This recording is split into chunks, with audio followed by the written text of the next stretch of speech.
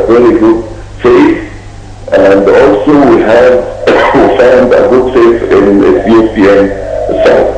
So all of this, besides of course to our brothers in Sudan, we reached to a solution. This roadmap, I'm expecting it will get a good result for all sides, I mean for the three sides. And also I'm expecting not only this, but I'm expecting that that Renaissance Dam is going to be a model or an example for a good cooperation among the three countries.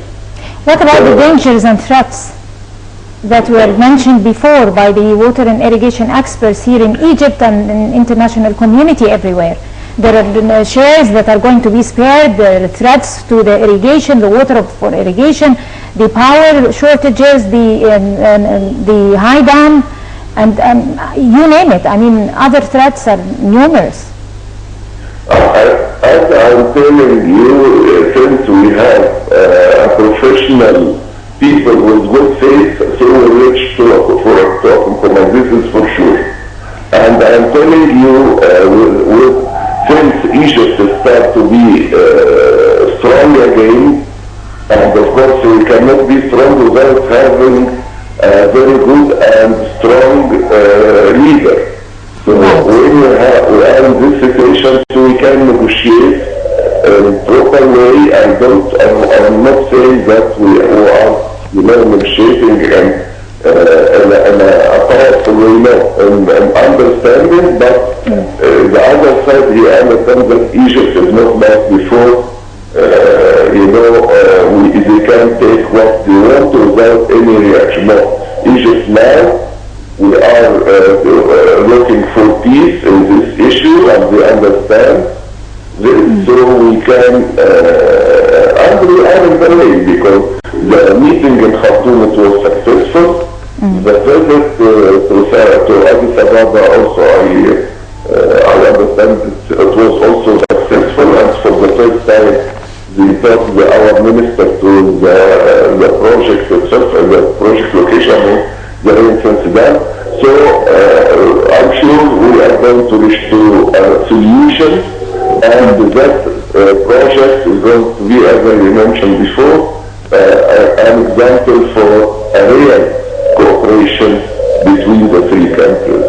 Right. Dr. Sharif Al-Khoubairi, I'd like to thank you very much for your time, sir.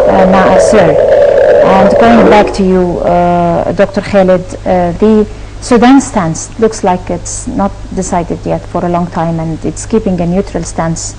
And the Prime Minister was heard saying that he is neither with Ethiopia nor with Egypt, although that they are going to be prone to the same threats and the same dangers. Even Khartoum is going to be exposed to danger before Egypt, geographically.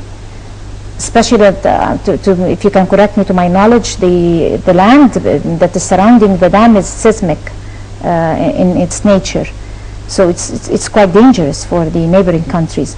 So, and add to that the amount of water that is stored behind the dam, that would add to the danger threat directed at Khartoum and then towards Egypt.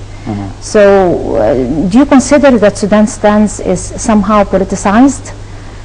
And another question is that how important is maintaining a tight front, solid front, Sudan and Egypt, in that particular issue of the Renaissance Dam?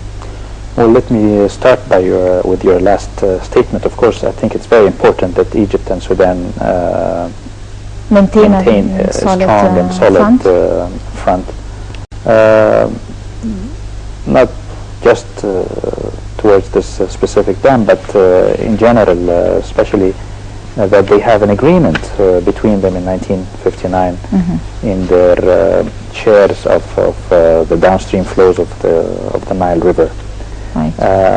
The IS-1 dam was built jointly between the two countries, and it was to utilize this amount of water efficiently. But each country, of course, looks for what they think is advantageous to them. There may be some benefits of the dam to Sudan, but there are also major risks that should be considered.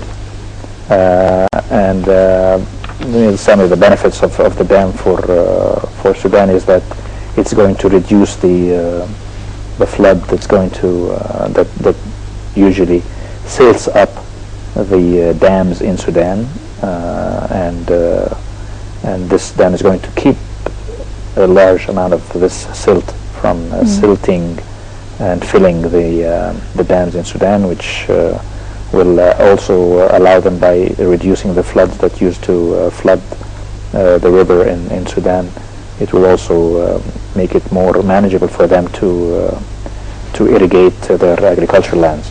However, the risks of a failure to the Renaissance Dam, for instance, is going to be outrageous on Sudan, flooding large areas of Sudan, and there are many other impacts. Also, the reduction in the flows during the filling. This reduction, it's not that Sudan is the downstream country right after the Renaissance Dam, which could make it utilize the water before reaching Egypt. No, there is an agreement between Egypt and Sudan that if there is any reduction in the flows of the river, this reduction should be divided among the two countries. Of course. It goes so it's not that Sudan is upstream of Egypt, that it could utilize all its water and then any reduction would be bared by... Unfortunately, we only have 3 minutes, and I have another important question, which is the optimistic side. There are other alternative, or Egypt have already had to try to utilize, to resolve the water resources and promote agricultural growth, and there was a charter of integration between Egypt and Sudan in that particular domain, and we have different projects like the Jonglei Canal, Bahr al-Ghazal and Bahr al-Zaraf, and the Mashar Swamps project, and the northern Bahr al-Ghazal project, and the southern Bahr al-Ghazal. How important are these projects to be able to exist now, and could it be an alternative? Because given the fact that they started a long time. Yes, yes. No, I don't want to say that it's an alternative. It's a complementary type of projects to increase the water resources and develop more water resources that are needed by Egypt and Sudan. But it's not as an alternative to resolving the issue of the impacts of the Renaissance Dam at all. So this should be resolved. But could it be something? It could be something we could lean on. But is another thing that is absolutely needed. It should be a priority. The Jonglei Canal, for instance, should be a priority for Egypt to work on with Sudan, north and south, and this could develop more water resources that are needed. The demands are way more than what is being utilized now, especially in Egypt.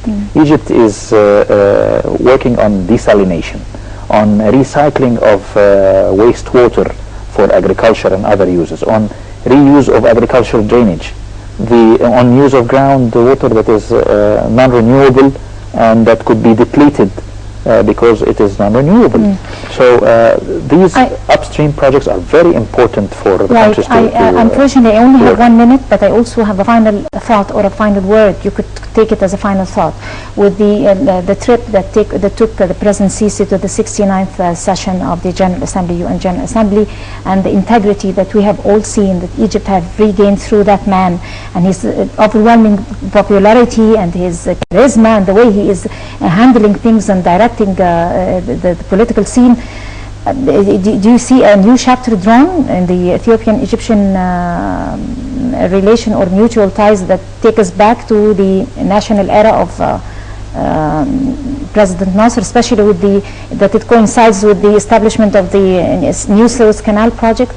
Of course, I see that this new image of the new Egypt, the way it was presented at the General Assembly in the UN and also at the Climate Change Summit. With Ethiopia? This is going to open a new chapter, not just with Ethiopia, but with all the countries of the world.